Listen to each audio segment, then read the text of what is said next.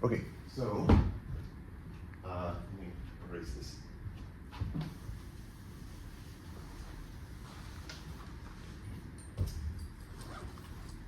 Let's see.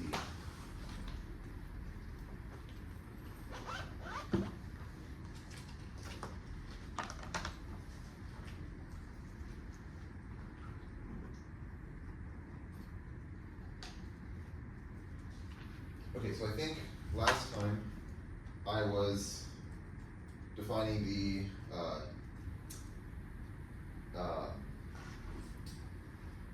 these halting states, and I was defining separation distance. So let me recall what this was. So recall we defined S x of t to be the max over all states y in our state space of 1 minus p to the t of x y, where p is our transition matrix, and divided by the stationary probability of y. And then we also said S of t, without the subscript, should be the max of this over all x's of S x of t. Okay? And we have this lemma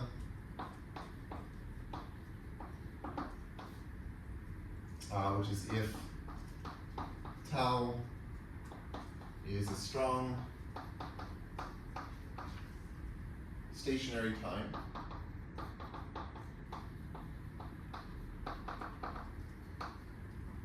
for some starting state x,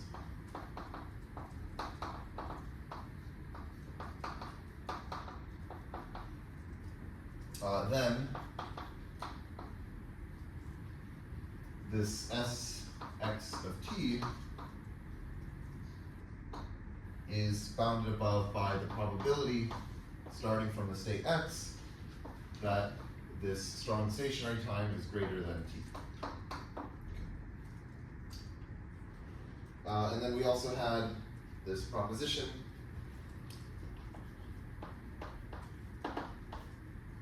that if there is a halting state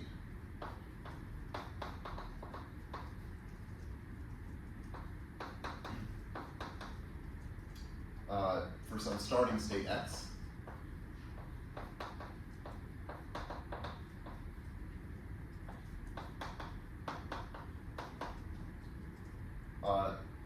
then our strong stationary time tau is actually an optimal strong stationary time, which means that we have an equality of its optional strong stationary time.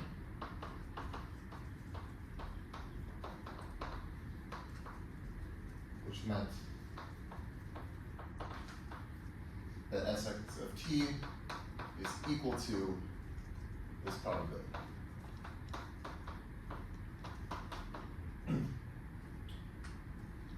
Okay, so remember, a halting state was some other state y such that if we are in state y at some point, then we know that we must have already passed the strong stationary time tau. So it was like if, so I'll just remind you. So y is a halting state.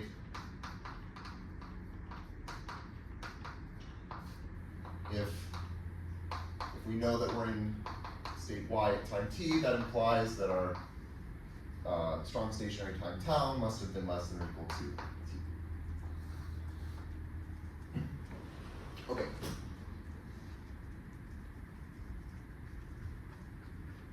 So now let me prove one other lemma.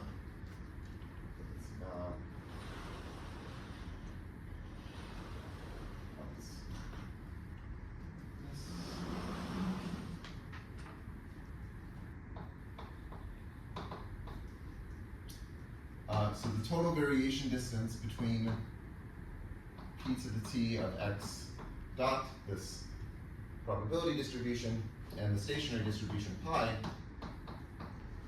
is less than or equal to this Sx of t.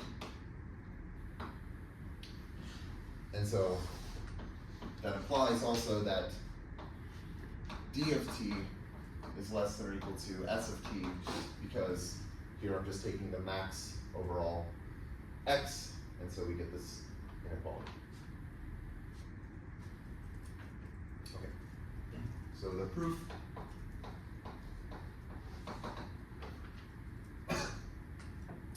So we have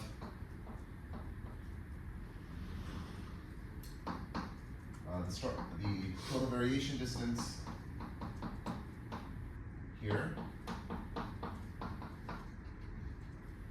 Well, okay, this is equal to the sum over all states y,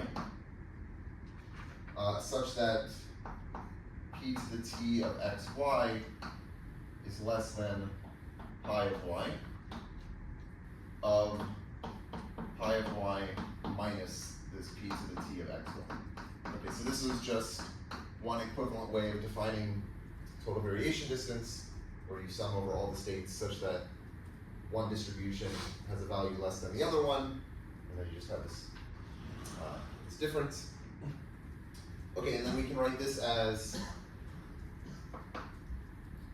the sum over all states y, such that p to the t of xy is less than pi of y of, okay, I'm just going to factor out the pi of y here, so we get pi of y times 1 minus this p to the t of xy divided by pi of y.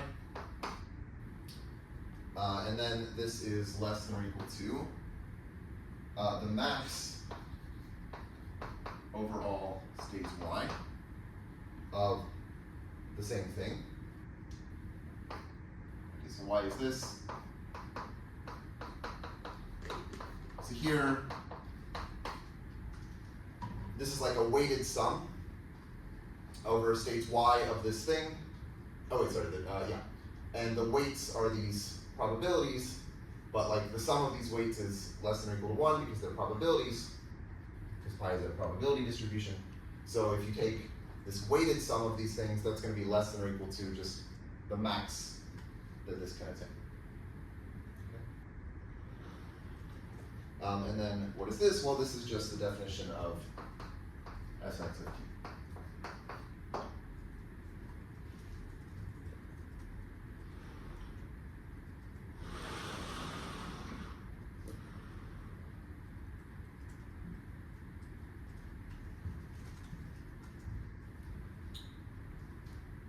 Okay, and then maybe I'll put this here. Well, so a proposition, which now just follows from these two lemmas, is that if tau is a strong stationary time,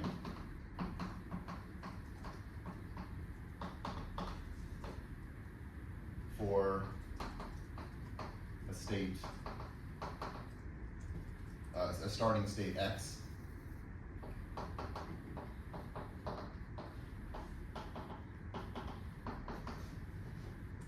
then we have this inequality that the total variation distance here is less than or equal to this probability that tau is greater than t. Right, so that just follows from the fact that we have this inequality and then this inequality. So the preceding two lemmas.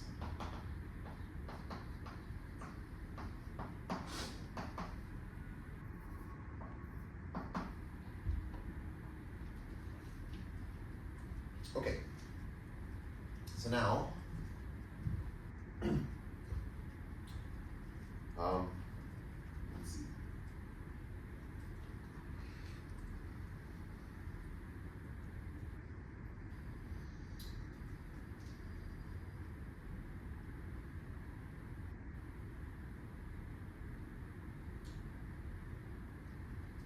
okay, so I have this lemma, but I don't really know why I want it.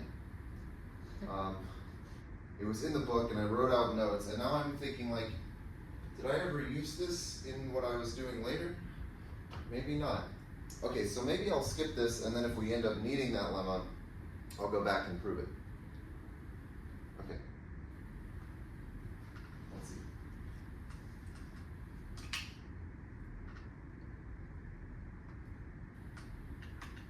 Yeah, okay. So let's do an example.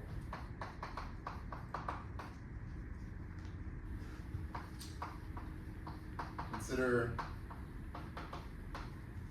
the graph G, and this will be obtained by gluing two complete graphs of size n at some vertex that I'll call V star, and then I'm going to obtain another graph G prime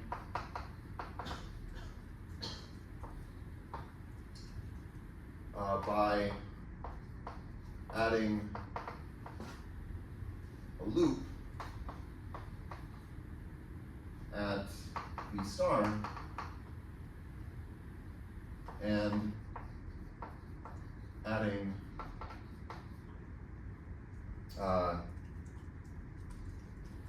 in loops at all other vertices. So I'll draw a picture. So let's say n equals 4. We're going to take two complete graphs on 4 vertices, so this will look like this. And then I'm going to glue them at a single vertex V star. So this is V star. And then I'm going to add, so for G, so this would be, oh wait, any edges here. So that's G, and then to get G prime, I'm going to add one loop at V star, and I'll add 4 loops at all the others. So 1, 2, 3, 4. 1, 2, 3, 4. 1, 2, 3, 4.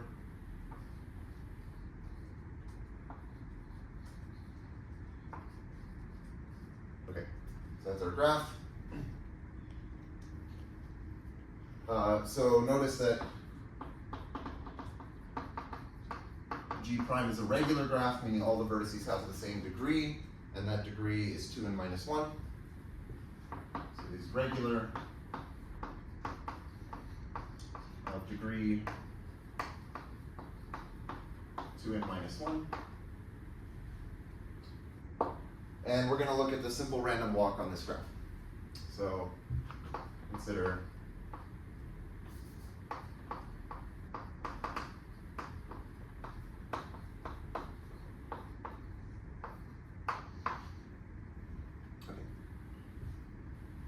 and what I want to do is define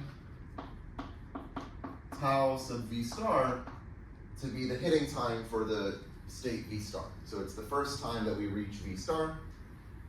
So let this be the hitting time of V star. Okay, then tau V star is a strong stationary time.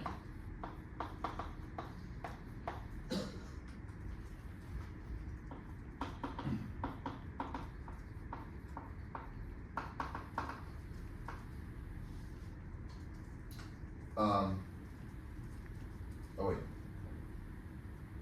Sorry, maybe I want tau V star plus 1. Yeah. Okay, so maybe I'll say tau V star minus 1 is the hitting time. So that's the first time that we reach V star, but then the point is that V star has one edge going to every other vertex. So one step after we've reached V star, the probability of being in any state is going to be uniform. And I guess crucially, the stationary distribution of the simple random walk is uniform because it's a regular graph. So we saw that for a simple random walk on a graph, the stationary distribution is where each, the probability of being in a vertex is proportional to its degree. So if all the degrees are equal, then it's a uniform distribution. And so here, once we've reached V star, one step later we'll be in some uniformly distributed random state. Okay, so tau V star is a strong stationary time. Yeah. Okay, so therefore,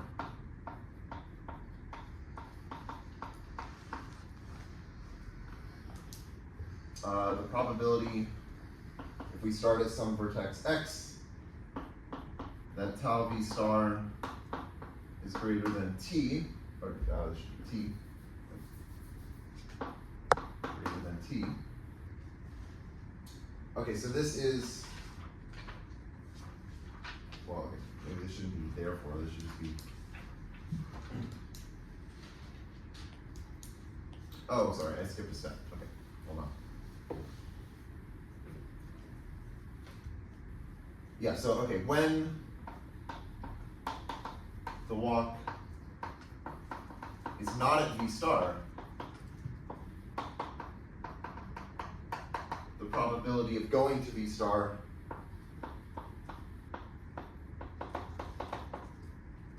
probability of moving to V star is 1 over 2n minus 1, because there are, well, it's regular of degree 2n minus 1.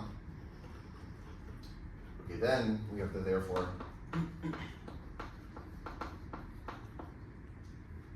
The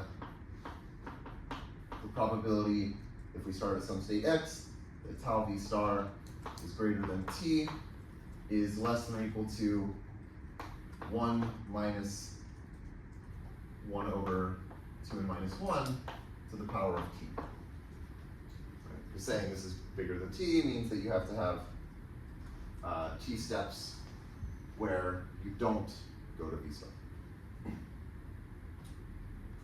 Okay, so then if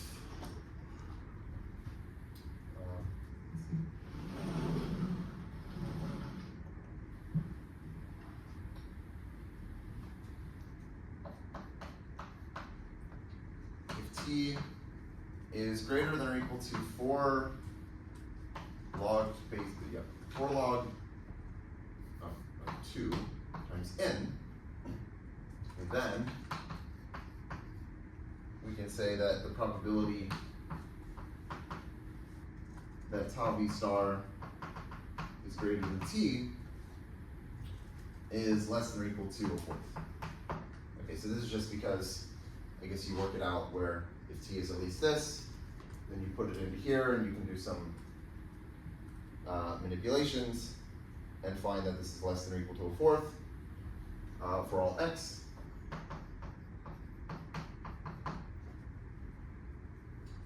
And so then that implies that d of t is less than or equal to a fourth for that choice of t. And so then that's saying that the mixing time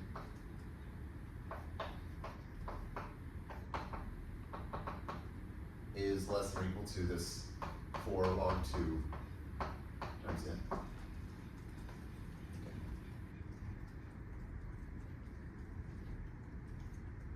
Okay, let's do a couple other examples with the lazy random walk on a hypercube and the top to random shuffle. So these will just be easy consequences of what we've already seen. Sorry. Yeah. On the top board, isn't that just an equality for all x not equal to v star? Right, yes, so it is an equality for all x not equal to v star, and I think the reason there's the inequality is just because it could be v star, yeah. Yeah, good point. Okay. So we can do lazy random walk on a hypercube, which we've seen many times. On a hypercube. So we have the strong stationary time that we call tau sub refresh, and this was like we have our in tuples of zeros and ones, and at each step we pick some position and randomly change the bit or not change the bit at that position. And this is like the first time that we have refreshed all n of the positions. So this has the same distribution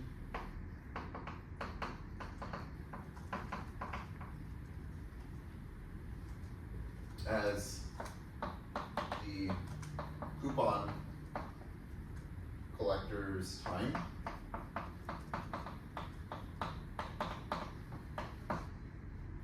And I think we saw a bound for that.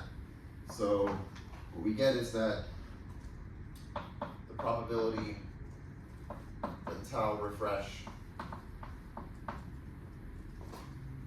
is greater than, so we had some lemma about this saying that the probability that this is greater than n log n plus some cn for some real number c is less than or equal to e to the minus c. So what this is saying is that, well, if we apply this lemma, this lemma,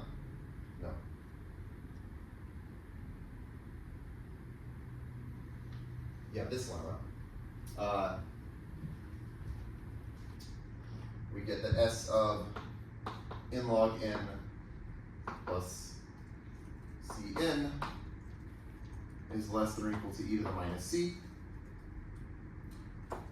And consequently,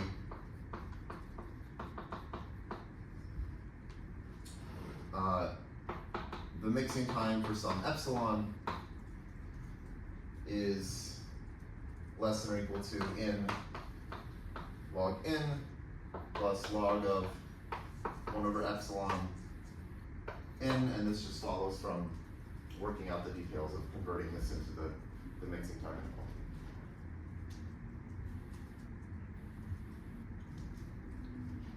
And I guess I'll just mention, I mean, it's the same thing for the top to random, but I'll just write this down. So we also saw that for top to random,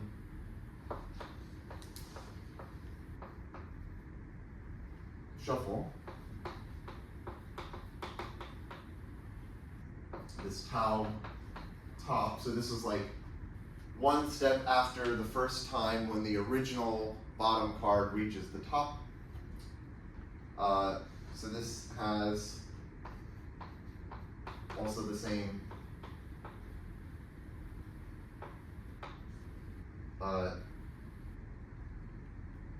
oh, did I explain this? It has the same distribution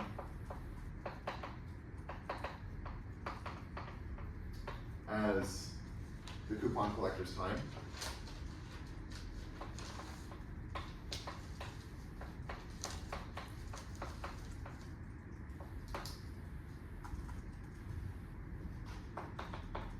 Did we see this? I'm not sure if I said that. But I think, okay, anyway, the point is that at each step, when you're inserting your top card into some random position, it's like you're choosing a random position, and you can think of that position as like, wait, sorry, am I doing this right?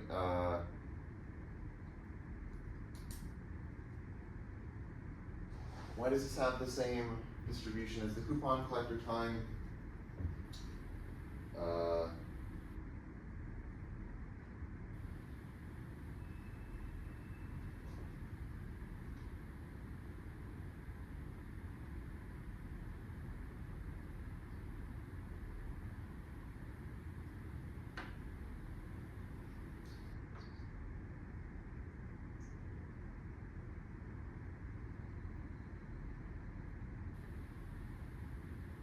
okay, yeah, so maybe I didn't explain this and I'm forgetting why this is true.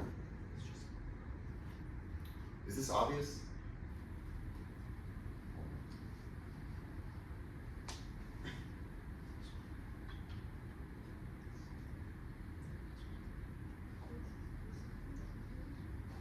Okay, maybe I'll come back to this next time.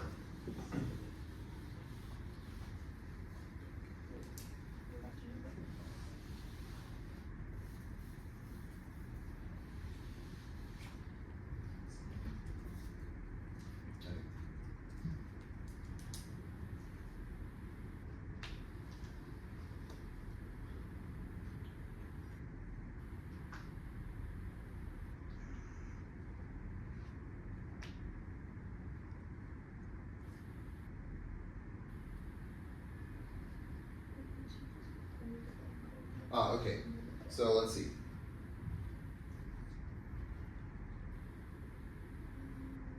Oh, okay, I think this is not hard, right? Okay, so let's do top to random shuffle. I'll just write it out. So when there are K cards below the original bottom card,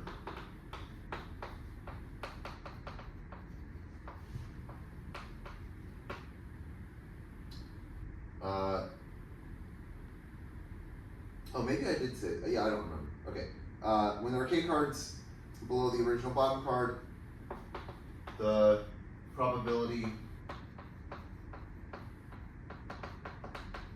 that it rises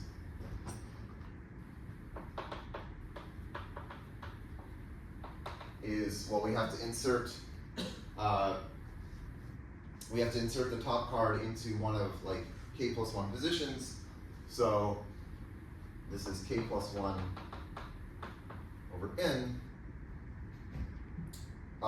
And then this ends up, okay, so we want to have like these independent events where like at the first step, when there's nothing below the original bottom card, there's a chance of 1 over N of it rising, and then we have to wait until it rises again, and that happens with probability 2 over N. And so then the point is that this is like the reverse of collecting coupons, because when you collect coupons, when you haven't collected anything, there's like an N over N chance of you getting a new coupon, and then there's like an N minus 1 over N chance, and then an N minus 2 over N chance. So you're sort of, here you're summing up some random variables, whereas for the coupon collector, you're summing them up in the opposite direction, but you end up getting the same thing. Okay, so this tau top has the same distribution as the coupon collector's time.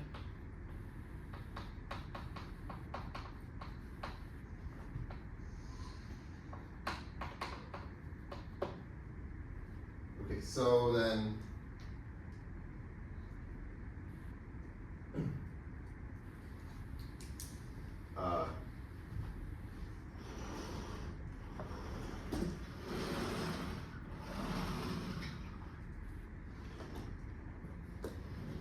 then by the same reasoning as in this example, we have that tau mix, or T mix of epsilon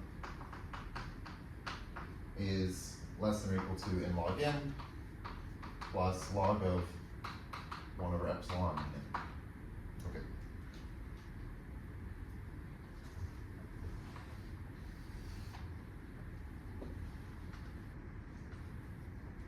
Okay, so now I want to, okay, we've been looking at upper bounds on the mixing time, but we also might want to look at lower bounds on the mixing time. So I'll go into some of those. Okay, so lower bounds on mixing times.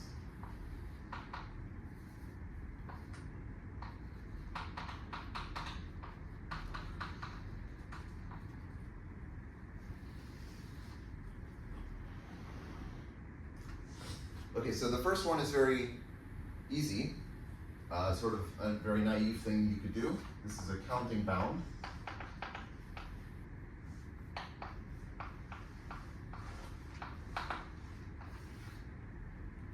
Okay, so the idea is, well, if there are not, like if you've run for some amount of time t, and it's impossible for you to have gotten to enough of the states, then you couldn't have mixed very well. Okay, so the idea is, if there are not enough states reachable after time t,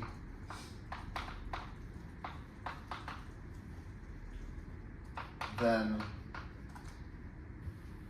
the distribution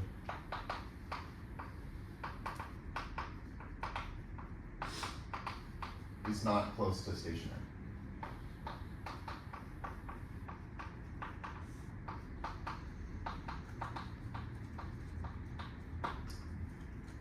Okay, so let's suppose here that pi, our stationary distribution, is uniform. Suppose pi is uniform.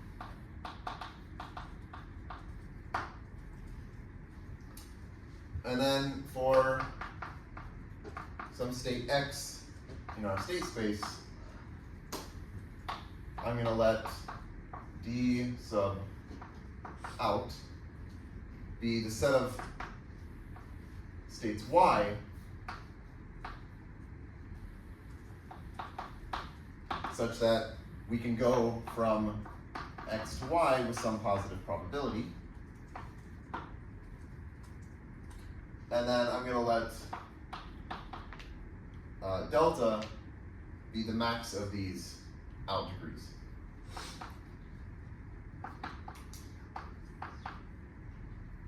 Oh wait, sorry, this should be d out of x.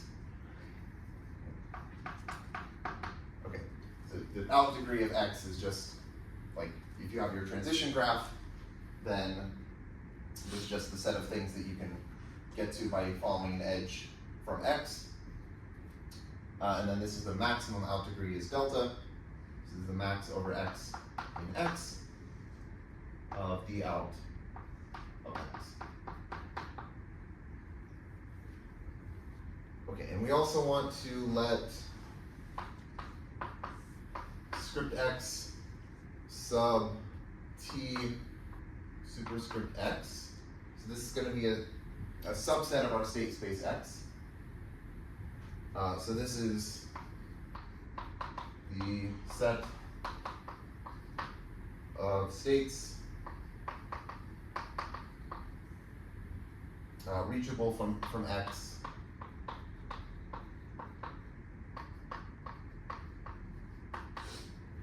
at time t, or I'll say in t steps.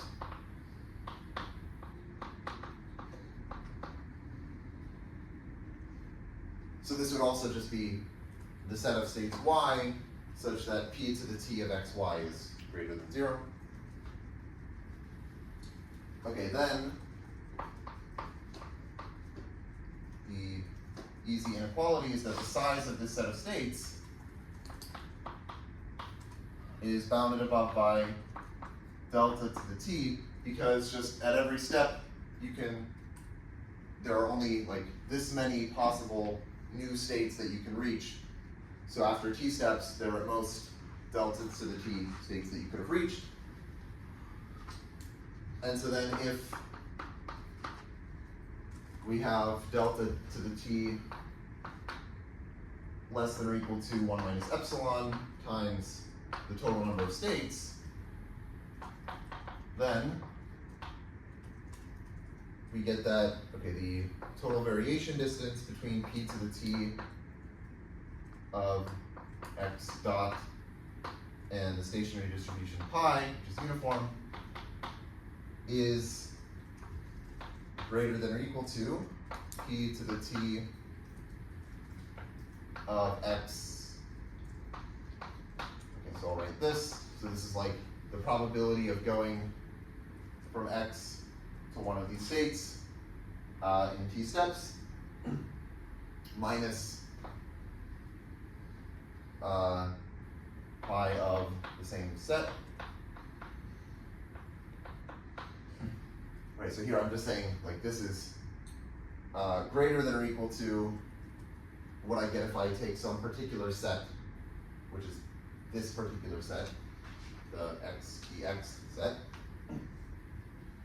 And so then this is greater than or equal to 1 minus delta to the t over the size of x. Okay, why is that? That's just because,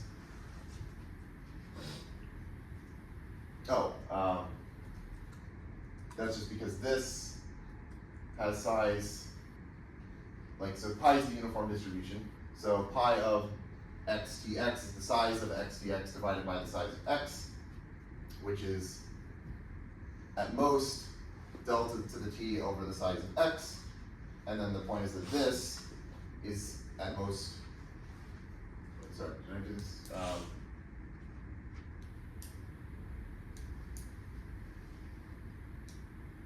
So I want to say this. Why do I have this inequality?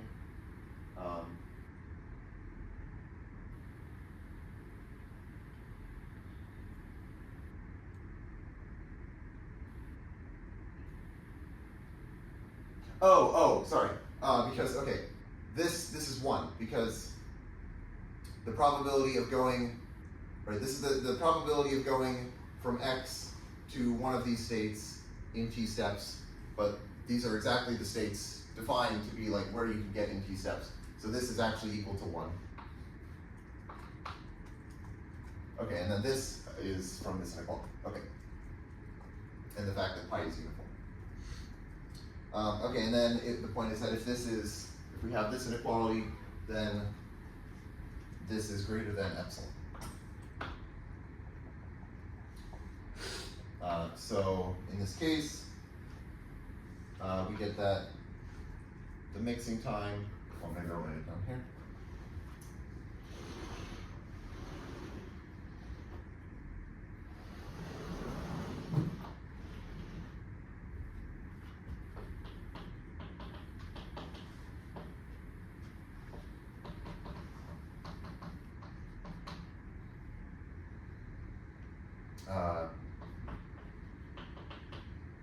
T mix of epsilon is greater than or equal to log of the size of the state space times 1 minus x divided by log of delta.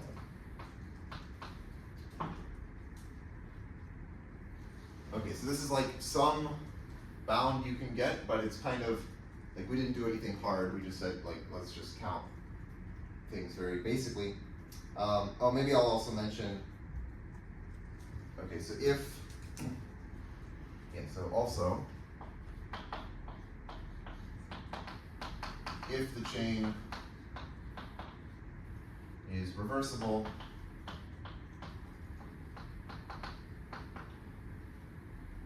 and delta is at least 3, then what can we say? The size of xtx is less than or equal to 1 plus delta sum from j equals 1 to t minus 1 of delta minus 1 to the j. So this is because if it's reversible, then you don't, if you're counting up like the total number of states that you can get to in t steps, you don't want to count the states that you were just at, because like you've already been there, and so that's why we're doing this delta minus 1. The point is that, like, if it's reversible, then this out degree is really for an undirected graph. And so if you're looking at, like, what are the new vertices that I'm able to hit after the first step, well, I'm going to subtract 1 because I don't want to count the one where I've already been. Is that right? I think that's right, yeah. Okay, anyway, I think this is true, and so then the point is this is less than or equal to 3 delta to minus 1 to the t. So the mixing time is at least this. Okay, but anyway, we want to give maybe some more interesting lower bounds. So we have this. Okay.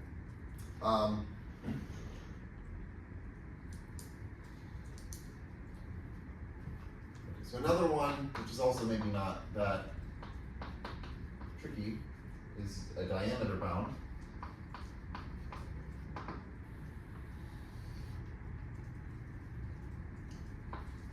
So let's let G be the undirected graph.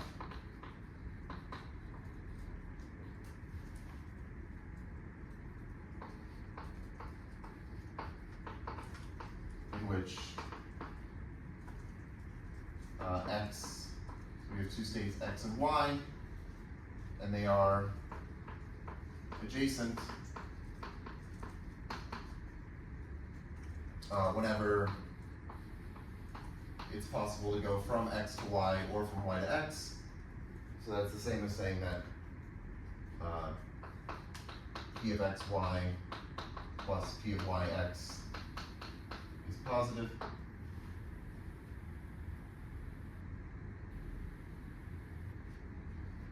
And I'm going to let L be the diameter of this graph.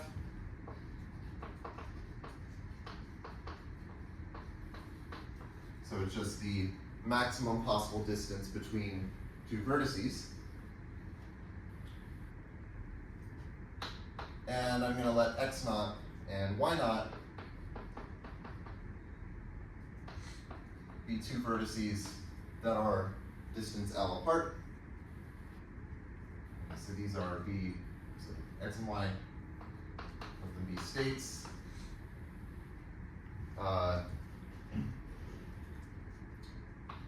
At distance L from each other in this graph.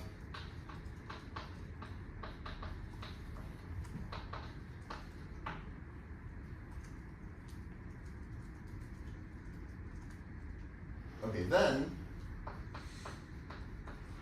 maybe I'll go back over here.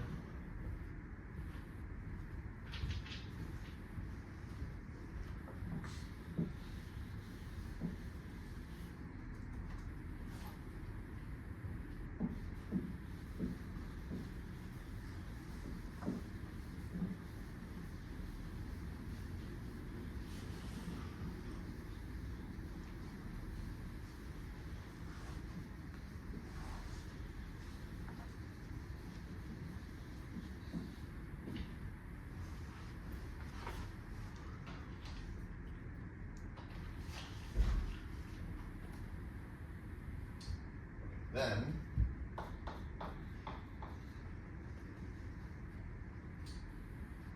if we look at, okay, P, so I'm going to look at this distribution, which is P, so the ceiling, or sorry, the floor of L minus 1 over 2. Okay, I guess that floor also looks like an L, but whatever. Of x naught on the dot. Okay, so this is like the probability distribution that you get by taking basically L minus 1 over 2 steps starting at x naught. But then you can also look at the same thing with y naught.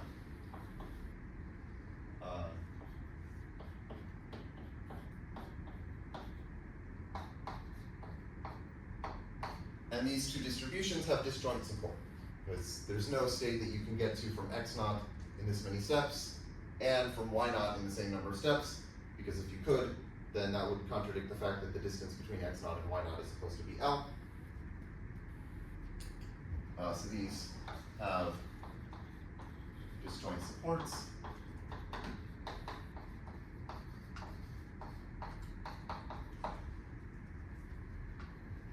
So, if we use our d bar, this notation from before, of this floor of L minus 1 over 2,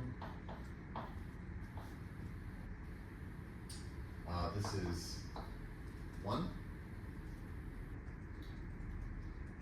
Right, so this is because, yeah, we can find, yeah, okay, so everything, yeah, follows from this. And then that means that if epsilon is something that's less than 1, then the mixing time of epsilon is greater than or equal to L over 2.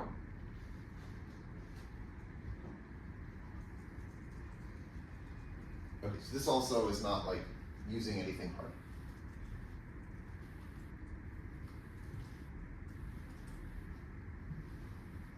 Okay, but now I want to talk about bottlenecks, which is sort of an obstruction to having things mix quickly.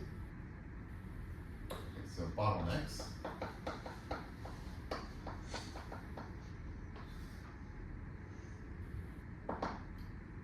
Okay, so a bottleneck, it's not really a rigorous definition, but it's some geometric feature making some states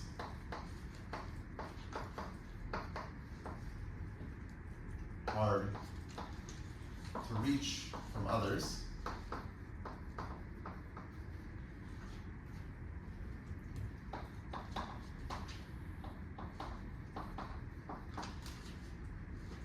And the point is that when you have a bottleneck, it's going to slow down the mixing. So bottlenecks slow down mixing. Okay, so the picture is something like, I don't know, you have something like this, so maybe this is your state space.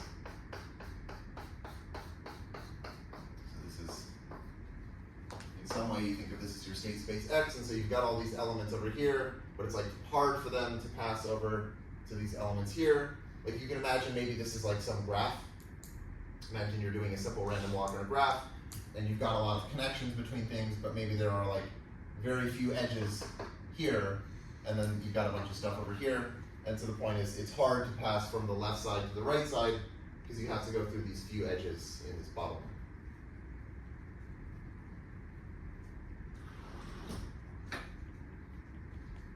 Okay, so we want to quantify this.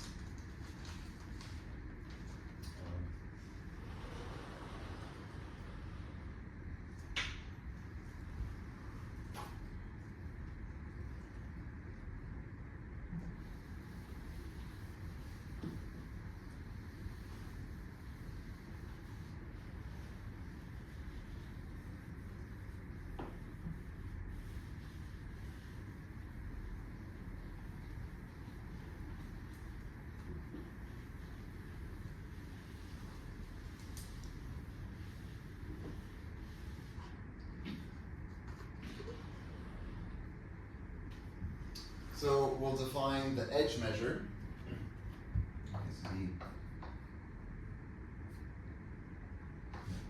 edge measure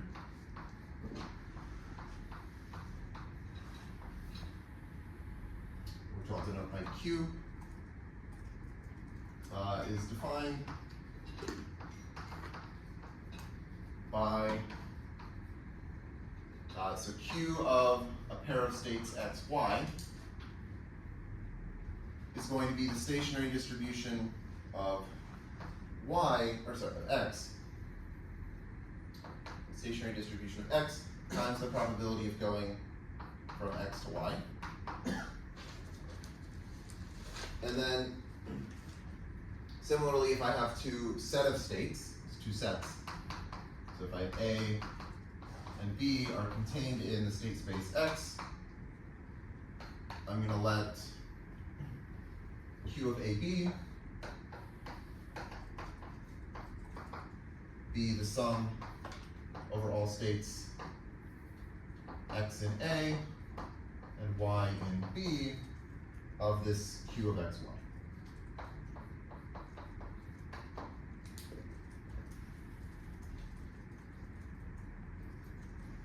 So what is this Q of AB? Well, it's the probability, maybe I'll write this, so then Q of AB is the probability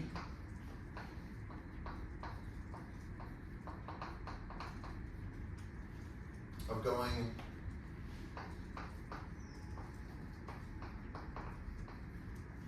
from a state in A to a state in B if we start from the stationary distribution. So when starting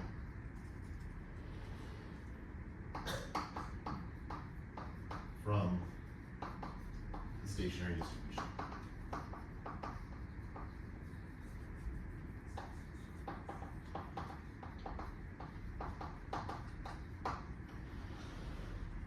Right, because like Q of xy is the probability of going from x to y when you start from the stationary distribution, because it's saying like first you have to choose the place you start to be x according to the stationary distribution, and then you have to go to y.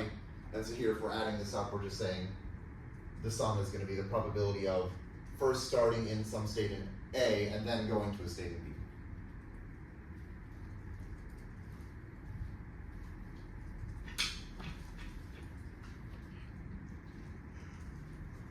Okay.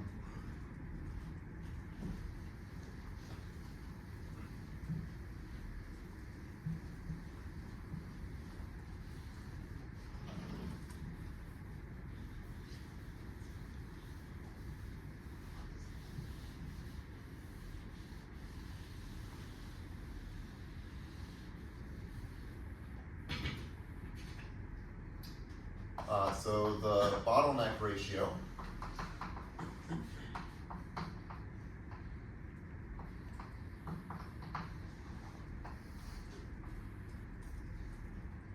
of the entire Markov chain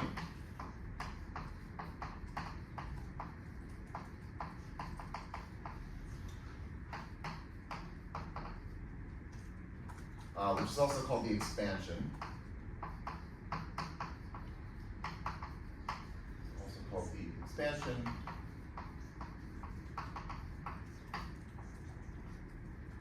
is defined as, so it's phi star. So phi star is going to be the minimum over all sets S contained in the state space, such that the stationary probability of S is at most a half. So we're taking the minimum over all possible sets S with this property of of phi of S. Then I have to define what is phi of S, where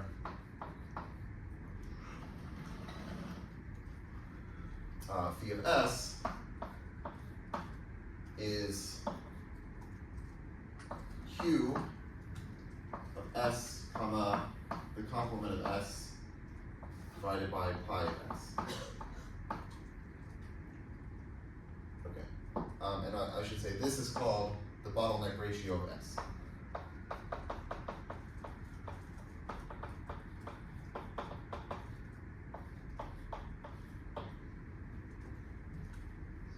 so if this is small, this is saying that it is hard to go from S to something outside of S. So it's like you have a bottleneck between S and its complement. So that would be like here, if this was like S, and this was like X minus S. That would be if this is small. And so then this V star is like, how small can you make this?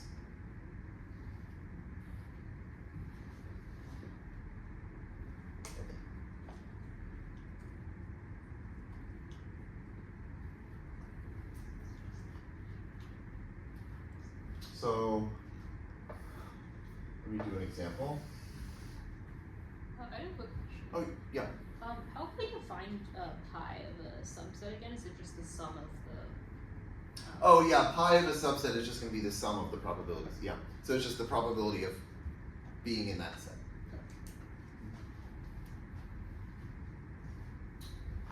So, example, we can do just the simple random walk on a graph.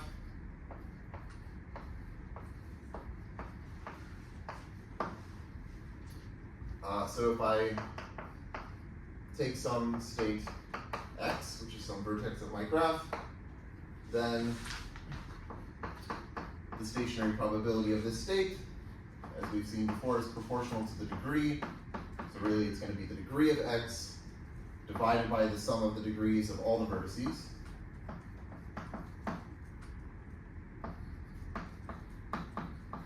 Okay. And this is also just the degree of x divided by 2 times the number of edges. Okay, so maybe I'll say, so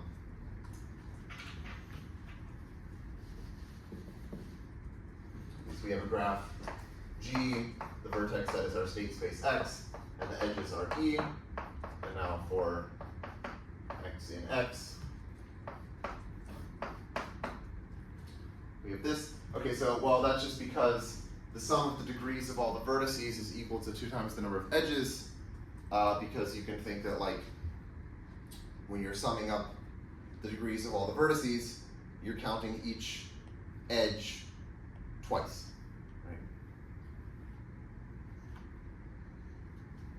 Okay. So,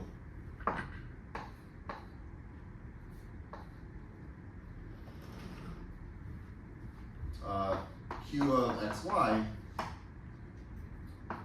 is going to be, well, if x and y are adjacent in the graph, then it's going to be first the stationary probability of x, which is this degree of x over 2 times the number of edges, but then times the probability of going from x to y, which is just 1 over the degree of x by the definition of the simple random walk.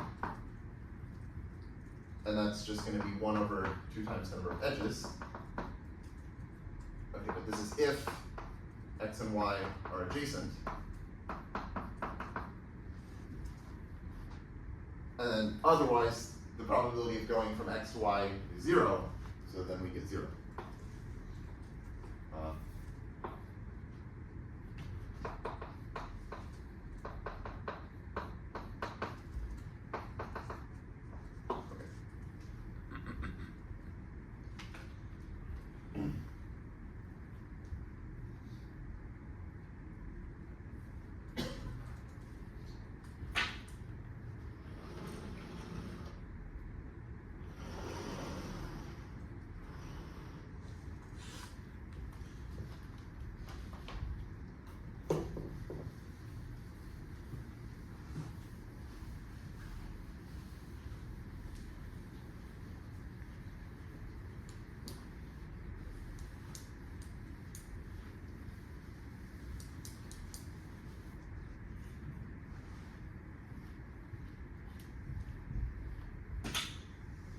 Now, let me define the boundary of a set. So the boundary of a set S contained in our state space, which is denoted this usual boundary symbol, which is the partial symbol. So partial S. So this is the set of edges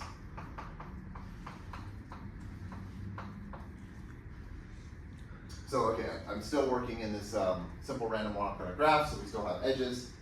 So it's a set of edges with one endpoint in S and the other in the complement.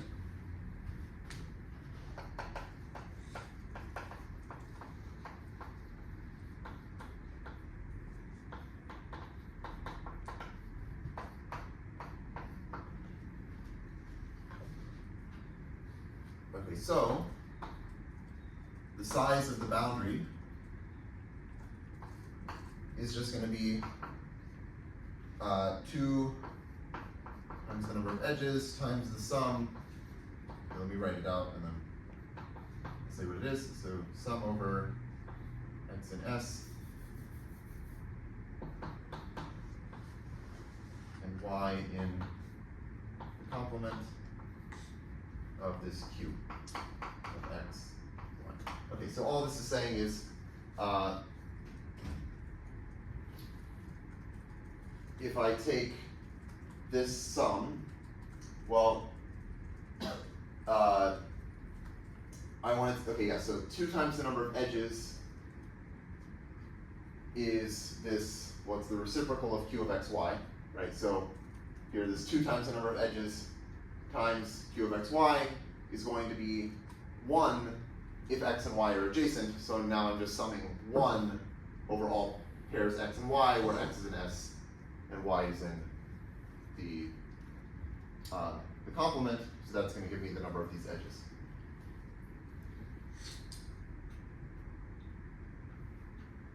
Okay, but then this is 2 times the number of edges times this q of s complement of s, right? Because that's just what this is defined to be over here. Okay, so in this case,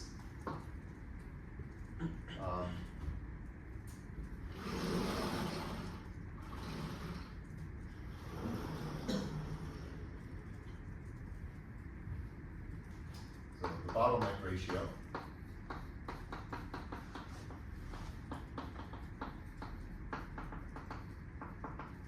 is then this phi of s. So the bottleneck ratio of s, it's phi of s, which is going to be this. So I want to take, okay, so it's going to be the size of the boundary divided by 2 times the number of edges. Well, okay, so that's going to be the first part.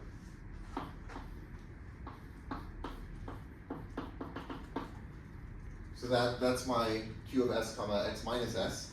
And then I want to do divided by the stationary probability of s. And what is that? Or that is the sum over all states in S of the degree of x over 2 times the number of edges. Right, so that's just the sum of all the probabilities of the states in X. And then I can cancel so here I have like 2 times the number of edges, and here I have the same thing, but in a denominator. And so I can cancel those, and I get size of the boundary divided by the sum of the degrees of the vertices in S. And then one nice case is if G is a regular graph. So if G is D regular, so all the vertices have degree D, then this phi of S is just the size of the boundary divided by d times the size of the sentence.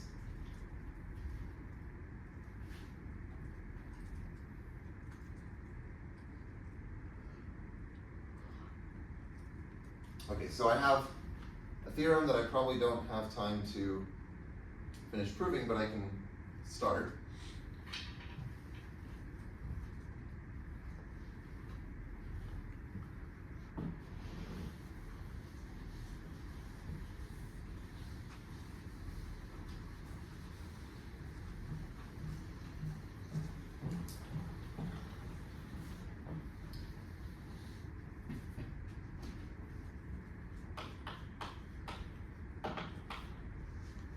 So for this setup, the theorem is that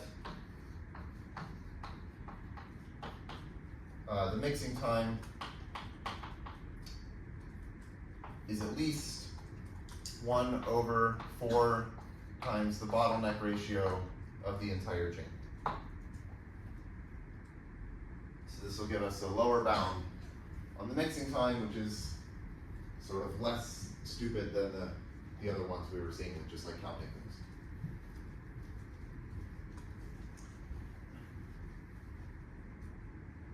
Okay, so maybe,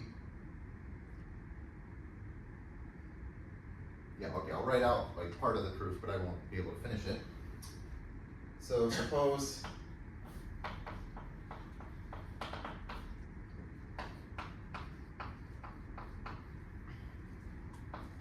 that the initial state x naught is distributed according to the stationary distribution pi, then that implies that every state is distributed according to pi because pi is a stationary distribution. And then for some subset x, or some subset A of our state space X, we have probability that x naught is in A and xt is not in A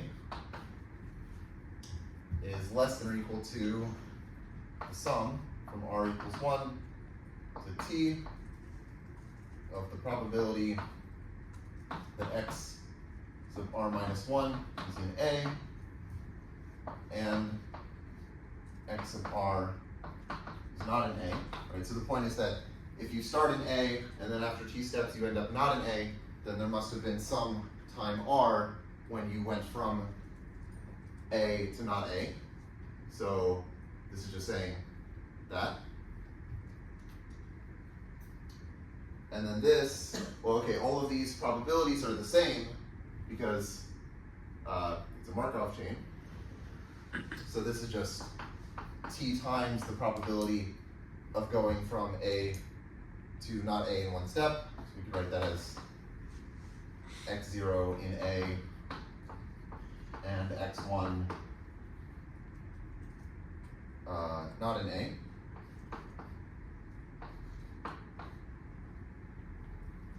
Oh, and I guess we're using the fact that all of them are distributed according to pi.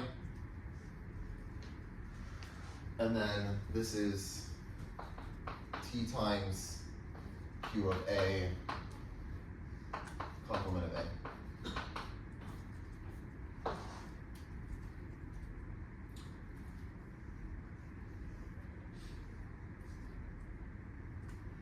Okay, and then I'll write out one more line, and then we can finish next time.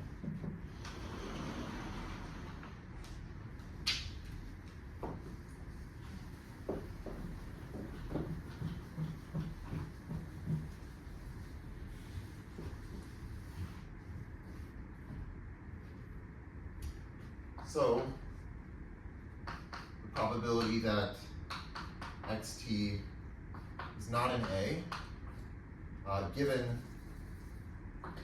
that x0 is in A, equals the probability that xt is not in A and x0 is in A divided by the stationary distribution. and A.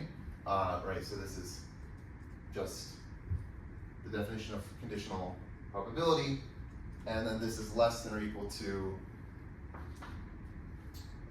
T V of A.